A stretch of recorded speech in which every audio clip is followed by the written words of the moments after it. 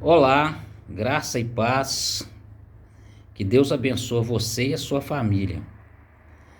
Eu quero transmitir uma mensagem muito importante e contextualizá-la, certo? A ira de Deus contra o povo de Israel. Deus anuncia que vai castigar o povo de Israel, os descendentes de Jacó. Todo o povo de Israel, todos os moradores de Samaria sabem o que ele vai fazer. Orgulhosos e vaidosos, eles dizem: caíram as casas feitas de tijolos, mas nós as construiremos de novo com pedras. As vigas de madeira de figueira brava foram cortadas, mas agora vamos usar vigas de cedro. Por isso o Senhor atiça os inimigos deles e manda que os ataquem. A Síria a leste e a Filisteia a oeste abriram sua boca para devorar o povo de Israel. É uma figura. Mesmo assim, a ira de Deus não passou, a sua mão continua levantada para castigar.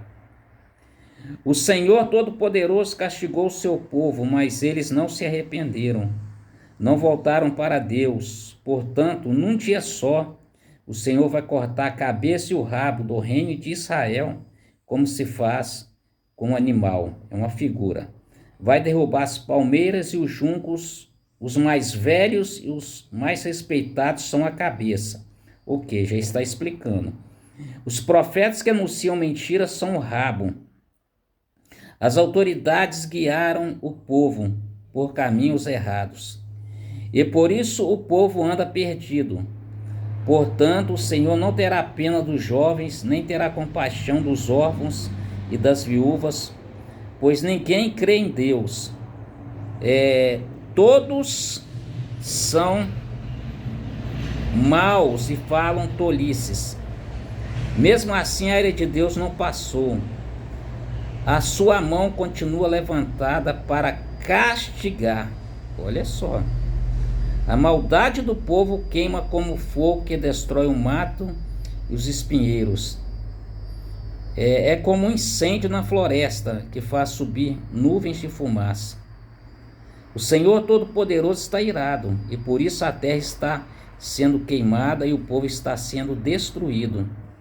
Ninguém tem pena dos outros, comem até a carne dos seus próprios filhos. Cada um devora a comida que consegue arranjar. Mas assim mesmo continuam com fome. O povo da tribo de Manassés ataca o de Efraim. O povo da tribo de Efraim ataca o de Manassés. E os dois juntos atacam o povo de Judá. Mesmo assim, a ira de Deus não passou, a sua mão continua levantada para castigar. Antes que alguém comente que essa mensagem não aplica nos nossos dias, eu quero usar uma mensagem de Bonhoeffer, que escreveu sobre a graça barata.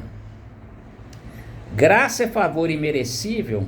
Ok, mas não é uma graça barata. Uma graça que apoia o pecado, a injustiça contra os pobres, contra os órfãos e as viúvas.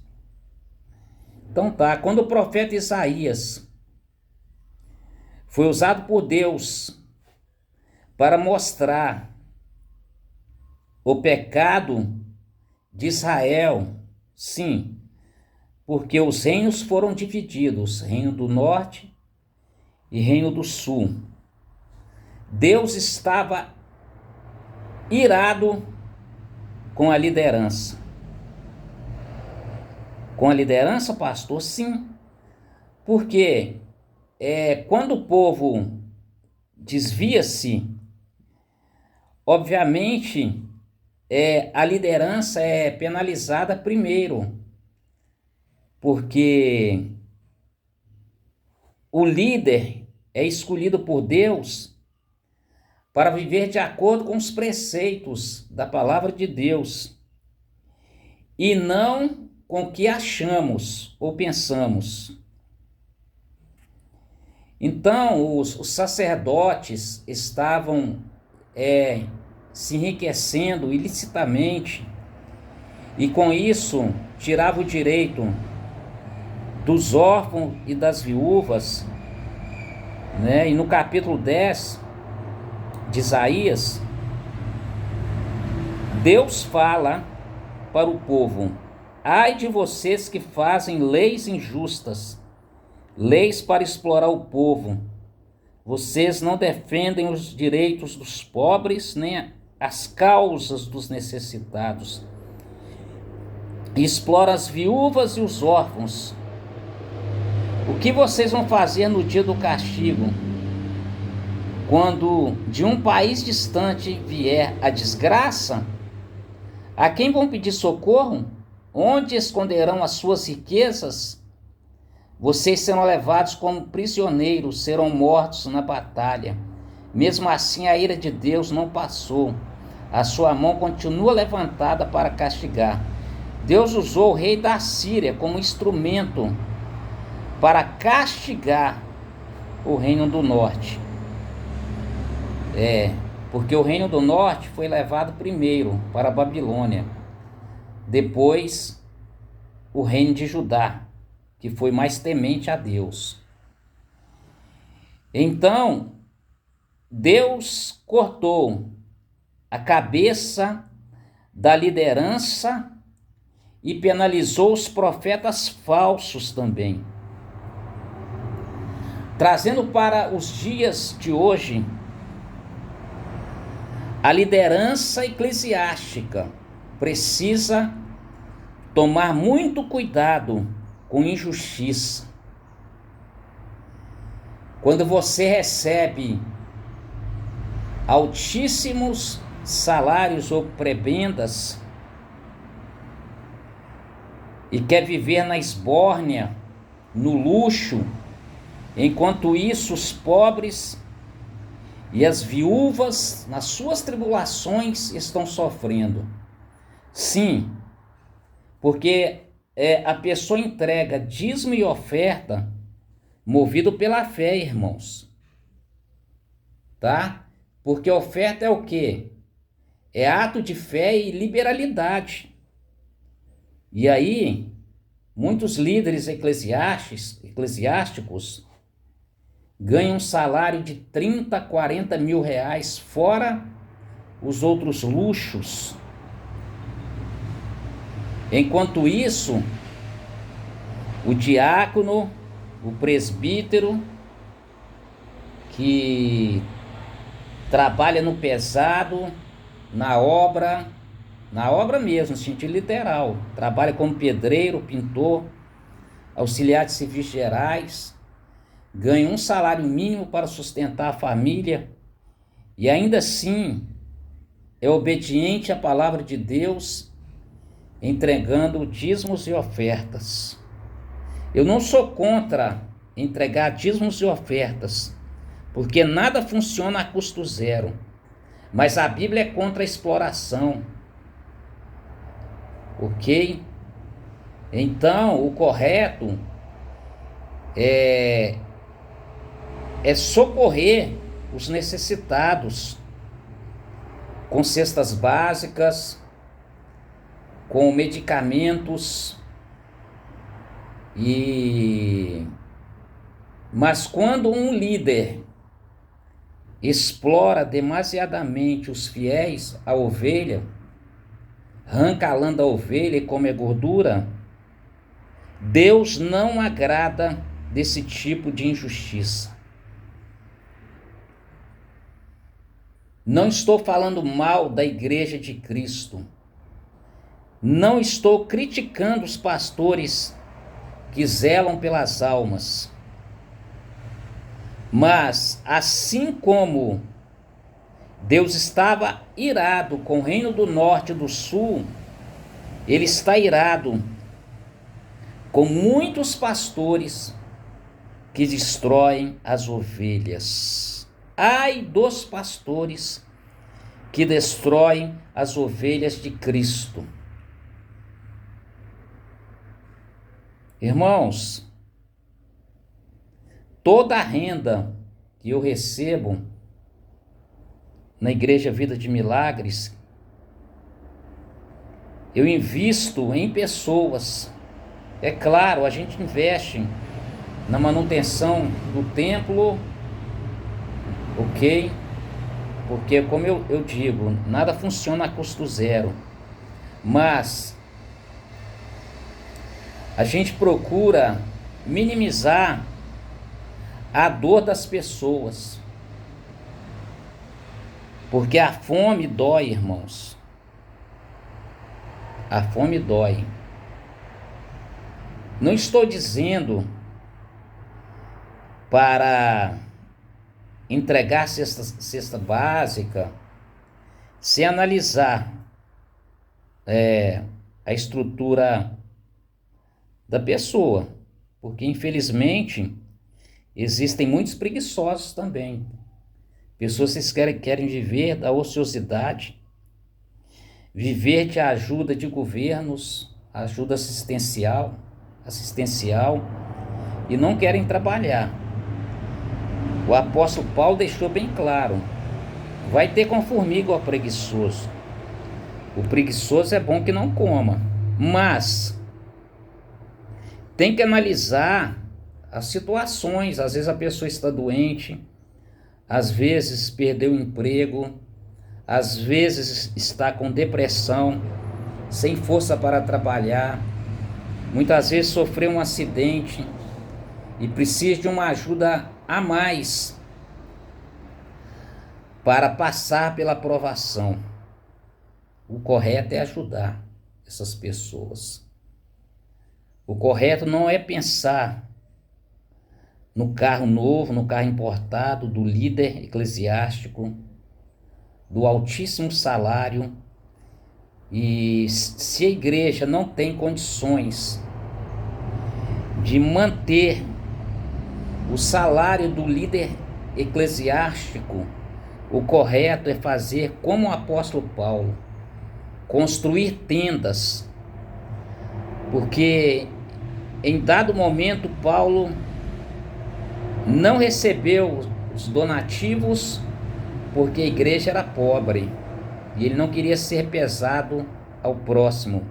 Mas em outra ocasião em que a igreja estava bem financeiramente, Paulo recebeu as ofertas, porque não é errado o pregador receber a oferta, porque o próprio Jesus disse: digno é o trabalhador do seu salário.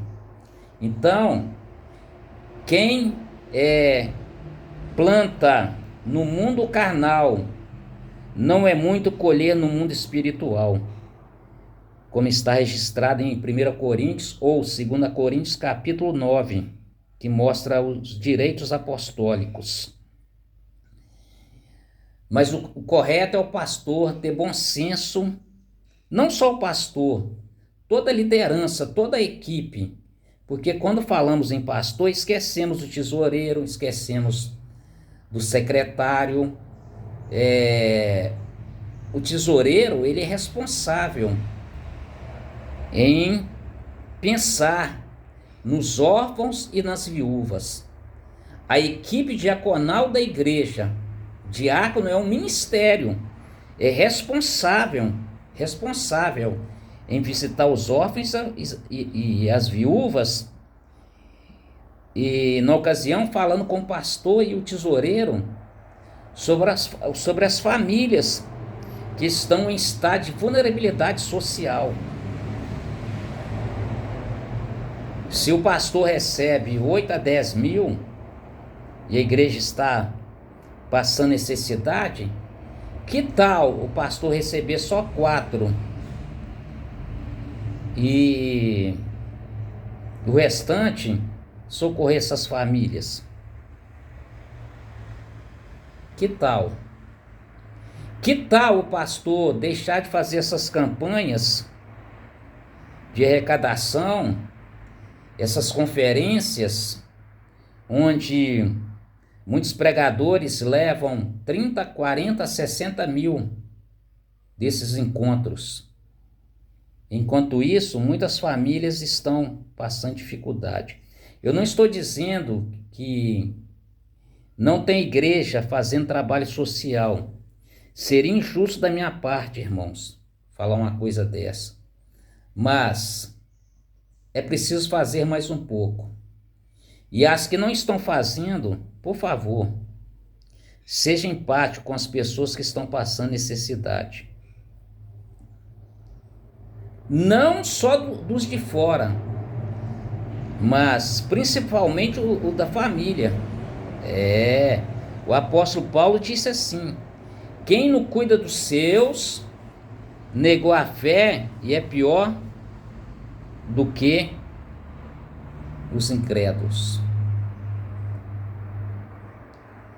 Modéstia à parte, eu tenho autoridade para falar sobre isso, porque eu sempre cuidei da minha família e se alguns da família estiver passando dificuldade, a gente ajuda sem que a mão esquerda saiba, porque o que a mão direita faz, a esquerda não precisa saber. Tanto é que eu não cito o nome. Detesto isso, entendeu? A pessoa vai ajudar o outro, leva o celular, tira foto. É horrível isso. O que a mão direita faz, a esquerda não precisa saber. Além de envergonhar a pessoa que está passando necessidade. Ajude em oculto, que Deus te abençoará. Agora, quem ajuda querendo aparecer, já recebeu galardão aqui na terra. Então, a ira de Deus é sobre pessoas que praticam a injustiça. Pode ajudar e não ajudam. Meus irmãos, eu não estou me referindo a igrejas menores, igrejas que não têm membros, como a Vida de Milagres, que tem poucos membros, que ainda não tem uma renda suficiente, mas uma igreja que tem uma renda financeira boa, que os ofertas, os dízimos são altos, tem obrigação de fazer trabalho social. As menores não, porque a igreja não consegue se manter direito, paga o aluguel, paga água, luz e não sobra, aí tudo bem. Deus não vai levar em conta uma igreja que ainda não consegue fazer esse tipo de trabalho, mas as maiores têm obrigação de fazer. E se explorar da família, dos órfãos e das viúvas, serão penalizados por Deus. Cuidado, abra o olho, porque tudo que o homem planta, colhe. Se plantar maldade, colhe maldade. Se plantar fraternidade, amor, justiça, vai colher o fruto da justiça. Pense nisso. Um grande abraço.